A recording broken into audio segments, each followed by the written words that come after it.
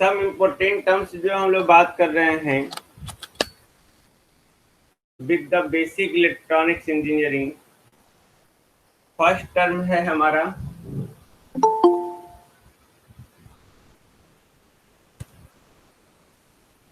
Thermal voltage.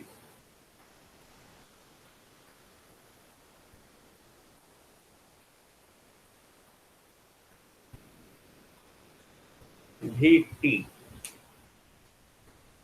Thermal voltage. What do you mean by thermal voltage? तो thermal मतलब temperature.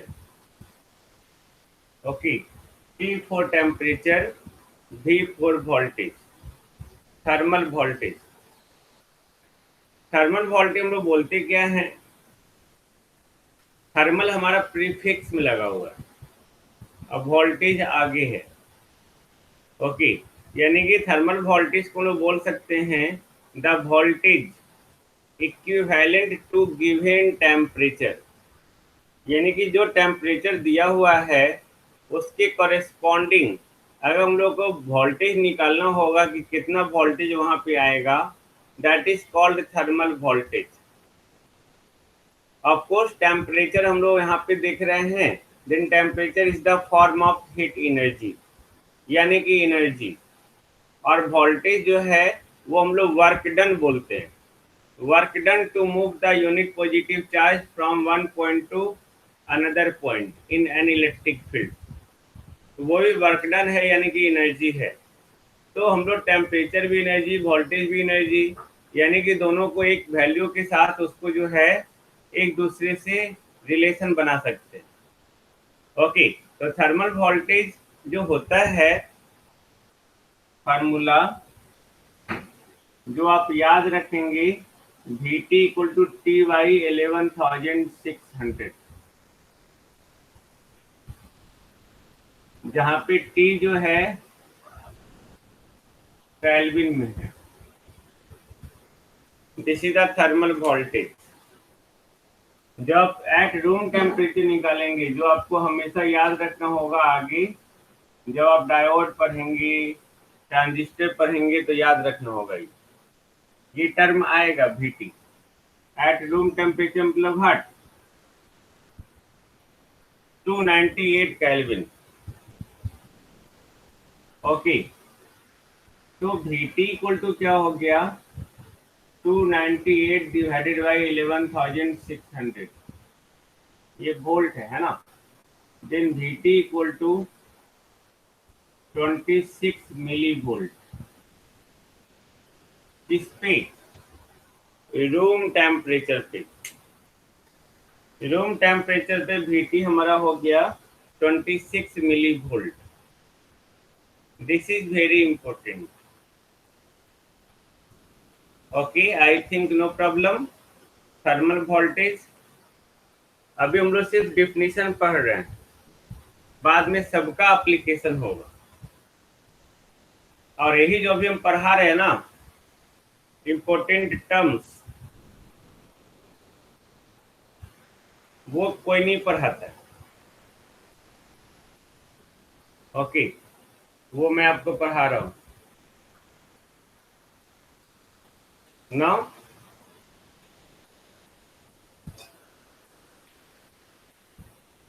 Second जो है वो है mobility.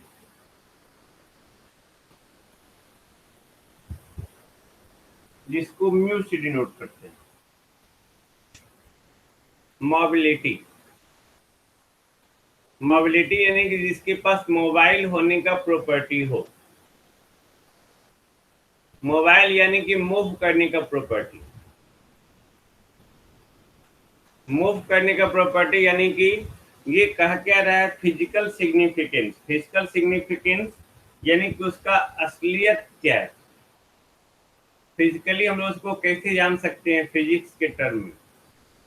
Okay, then the physical significance of the mobility tells that how fast the charge carrier move from one place to another place. यानी कि एक स्थान से दूसरे स्थान जाने के में कितना तेजी से कोई भी चार्ज कैरियर मूव कर रहा है, वो सिर्फ उस चार्ज कैरियर का मोबिलिटी बताएगा कि उसका मोबिलिटी कितना है। इसी मोबिलिटी से हम लोग कंडक्टिविटी को कोरिलेट करते हैं, और उसी कंडक्टिविटी से हम लोग कहते हैं करंट के बारे में। करंट उतना ही ज्यादा फ्लो करेगा जितना कि उसका कंडक्टिविटी होगा, और कंडक्टिविटी उतना ही ज्यादा होगा जितना कि मोबिलिटी होगा। मोबिलिटी यानी कि चार्ज कैरियर का एक प्लेस से दूसरे प्लेस में मूव करना, दैट इज द मोबिलिटी। और हम लोग जानते हैं कि चार्ज कैरियर जितना फ्लो करता है continuously, okay, that is called electric current. तो मोबिलिटी जितना ज्यादा उतना ज्यादा करंट, मोबिलिटी जितना ज्यादा उतना ज्यादा कंडक्टिविटी, जितना ज्यादा कंडक्टिविटी उतना ज्यादा करंट। अब अगर मैथमेटिकली हम लोग मोबिलिटी को डिफाइन करना चाहें, फिजिकली आप समझ गए, I think no problem. Physically ये कहता है कि कोई भी चार्ज कैरियर जो है एक प्लेस से दूसरे प्लेस पे कितना फास्ट मूव कर रहा है, how fast a charge carrier move from one point to one place to another place. I think no problem, just right, okay, एक प्लेस से अनदर प्लेस, है ना। मैथमेटिकली ये क्या करता है, मैथमेटिकली जो मोबिलिटी को हम लोग डिफाइन करते हैं, it is defined as the ratio of drift velocity to the electric field। Okay, drift velocity जो चार्ज कैरियर का है और जहां जो इलेक्ट्रिक फील्ड इंटेंसिटी दिया हुआ है, इन दोनों का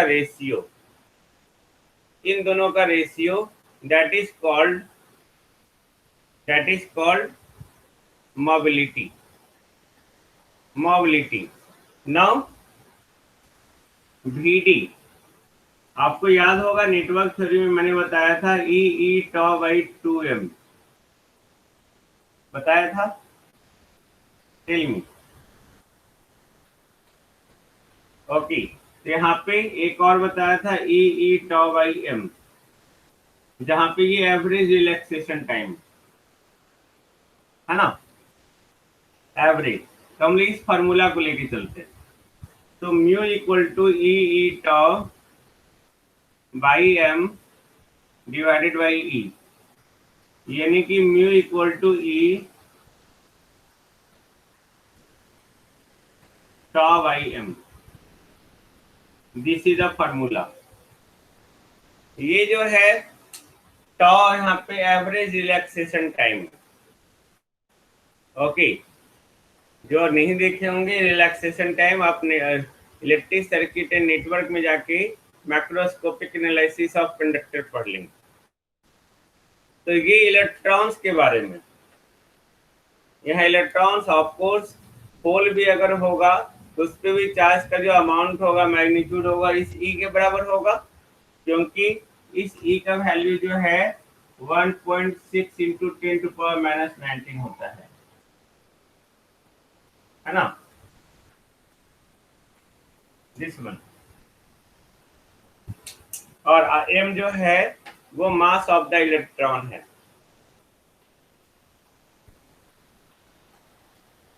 ओके, तो हम लोग यहाँ पे क्या बात किए कि यहाँ पे अगर यहाँ पे हम लोग बात करें म्यू, दो फार्मूला आपको याद रखना है, वी डी बाई ई और दूसरा formula E tau by M. Okay, ये दोनों क्योंकि मोबिलिटी से जो है नहीं भी तो आपके कंपटीशन में हो या आपका सेमिस्टर में हो, ओके, बहुत ज्यादा क्वेश्चंस आते हैं। This is the very basic, very fundamental to the electronics engineering. अब अगर इसका यूनिट का हम लोग बात करें तो वेलोसिटी हमारा इसका यूनिट मीटर पर second, all of you no. और इलेक्ट्रिक फील्ड का यूनिट वोल्ट पर मीटर। क्यों?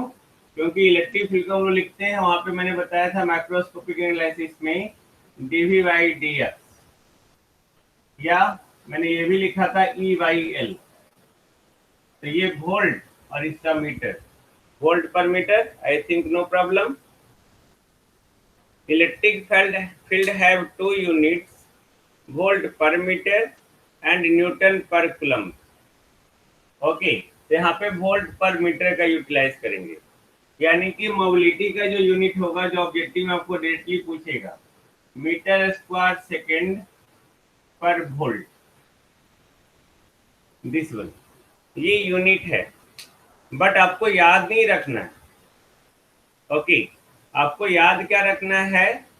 ओके, आपको याद रखना है उसका जो है फार्मूला, आपको याद रखना है उसका फार्मूला, जहाँ पे वी डी इक्वल टू जो सॉरी म्यू इक्वल टू जो होता है वी डी बाई ई होता है।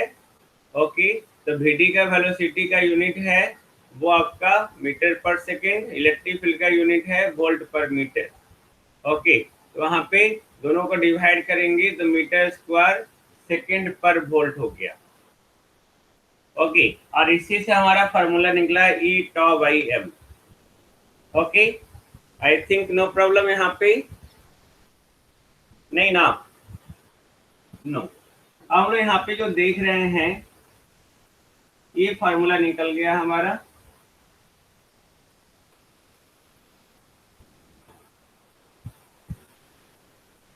तो अगर कंडक्टर है, फोर कंडक्टर, तो कंडक्टर में सिर्फ इलेक्ट्रॉन्स होते हैं, है ना? कंडक्टर में सिर्फ इलेक्ट्रॉन्स होता है। ओके, और सेमीकंडक्टर में भी इलेक्ट्रॉन्स होता है? नहीं, टेल मी।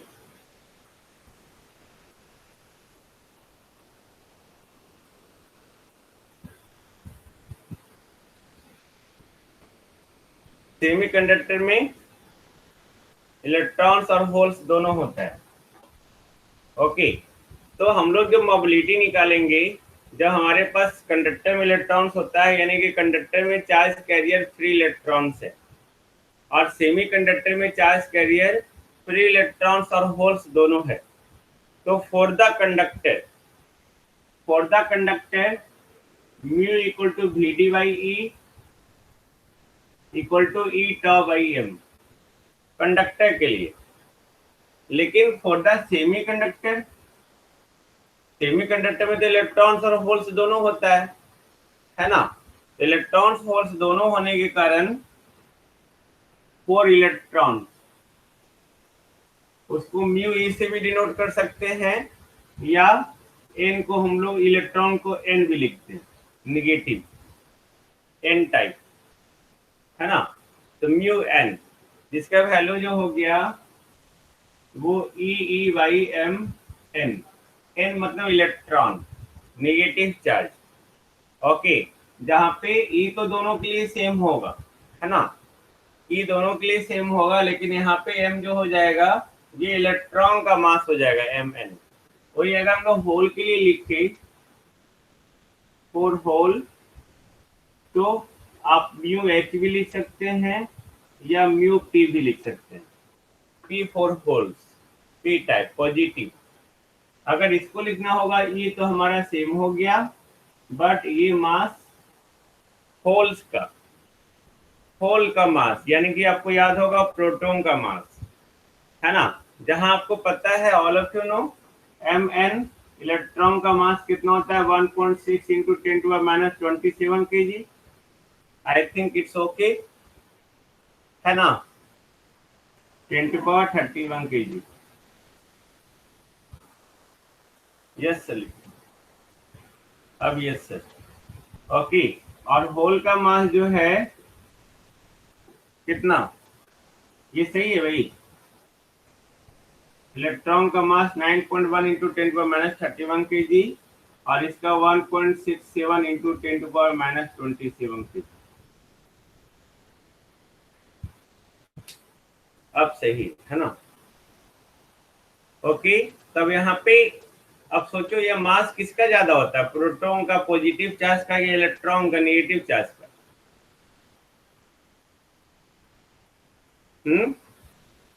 मास किसका? प्रोटॉन का। ओके, तो अगर हमारा मास जो है, यानी कि एमपी जो यहाँ पे ज्यादा है एम एन से, इन दैट केस जो है, ओके, ये एमपी ज्यादा, सोचो यहाँ पे हम लोग इससे कंक्लूजन निकाल सकते हैं, और वो कंक्लूजन क्या है, mu is inversely proportional to mass. बोल सकते हैं? Just tell me. अगर यहाँ पे जो है ई और ई हमारा कांस्टेंट है, इलेक्ट्रिक फील्ड ई दोनों कांस्टेंट है दोनों के लिए, तो मास जिसका ज्यादा होगा उसका मोबिलिटी क्या होगा, कम होगा। यानी कि होल का मोबिलिटी जो है इलेक्ट्रॉन से क्या होगा, टेल मी। होल का मोबिलिटी जो है इलेक्ट्रॉन के मोबिलिटी से क्या होगा, कम होगा। जब होल का मोबिलिटी इलेक्ट्रॉन के मोबिलिटी से कम होगा, यानी कि होल के चलते जो कंडक्शन होगा इलेक्ट्रॉन के कंडक्शन के क्या होगा, टेल मी। होल का कम होगा। जब होल का कंडक्शन इलेक्ट्रॉन के कंडक्शन से कम होगा, तो होल के चलते जो करंट फ्लो करेगा इलेक्ट्रॉन से वो क्या होगा, कम होगा। ओके, यानी कि इलेक्ट्रॉन्स का मोबिलिटी ज्यादा तो कंडक्टिविटी ज्यादा, कंडक्शन ज्यादा, यानी कि इलेक्ट्रॉन के चलते करंट ज्यादा फ्लो करेगा। तो कोई भी मटेरियल हो हमारा आज के बाद, याद रखेंगे जितने सारे सेमीकंडक्टर डिवाइस बने हैं, चाहे वो डायोड हो, चाहे आपका ट्रांजिस्टर हो, चाहे मॉसफेट हो, एम्पलीफायर हो, ऑसिलेटर हो, अगर वहां पे इलेक्ट्रॉन और होल दोनों फ्लो कर रहा है, वहां पे इलेक्ट्रॉन का मोबिलिटी ज्यादा होता है। इलेक्ट्रॉन के मोबिलिटी ज्यादा होने का वहां पे उसके चलते करंट ज्यादा फ्लो करेगा। तो जो जैसे हम लोग आगे पढ़ेंगे N type, okay, N type या N channel MOSFET, P channel MOSFET, N channel JFET, P channel JFET, okay, NPN transistor, PNP transistor. तो उसमें वो ज्यादा बढ़िया डिवाइस होगा जिसमें ज्यादा इलेक्ट्रॉन फ्लो करेगा, याद रखेंगे, याद रहेगा ना। ओके, नाउ अब हम लोग बात कर रहे हैं कि ऐसा कौन कौन सा फैक्टर है, the factors on which mobility depends. Mobility जिस पे डिपेंड कर रहा है वो कौन कौन सा फैक्टर है, ओके, वो क्या क्या होगा।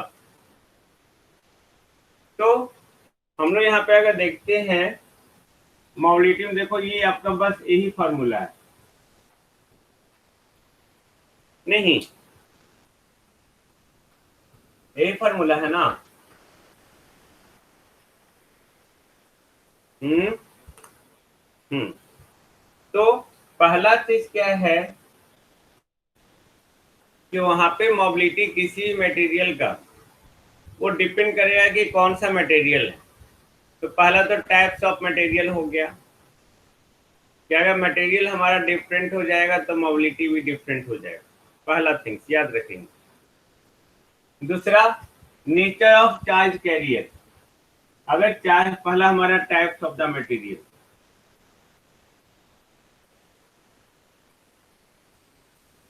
मटेरियल कैसा है, कंडक्टर है, सेमीकंडक्टर है, इंसुलेटर है, कैसा है उसके अकॉर्डिंग। दूसरा, चार्ज कैरियर का नेचर कैसा है, इलेक्ट्रॉन्स है, होल्स है।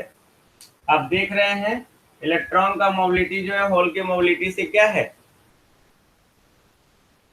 इलेक्ट्रॉन का मोबिलिटी होल के मोबिलिटी से ज्यादा है ना। तो ज्यादा है यानी कि nature of the charge carrier, nature of charge carrier, okay. Now electric field intensity, third electric field intensity, okay. Fourth, drift velocity, drift velocity, okay. 5, relaxation time, relaxation time. और रिलैक्सेशन टाइम किस पे depend करता है, anybody tell me. Relaxation time किस पे depend करता है, कम या ज्यादा होगा, टेम्परेचर पे, वेरी गुड। यानी कि टेम्परेचर जहाँ पे जो है रिलैक्सेशन टाइम ये इनवर्सली प्रोपोर्शनल है, ओके। टॉर्क का जो है मोबिलिटी ये डायरेक्टली प्रोपोर्शनल। तो ये सारा फैक्टर्स है, ये सारा फैक्टर्स है जिसको आपको याद रखना है। इससे देखो कंक्लूजन क्या निकला, mu is directly proportional to tau and tau is inversely proportional to T, यानी कि mu is inversely proportional to T. यानी कि अगर टेम्परेचर बढ़ेगा तो वहां पे उस मटेरियल का मोबिलिटी क्या होगा, चार्ज कैरियर का, बढ़ेगा या घटेगा? Tell me.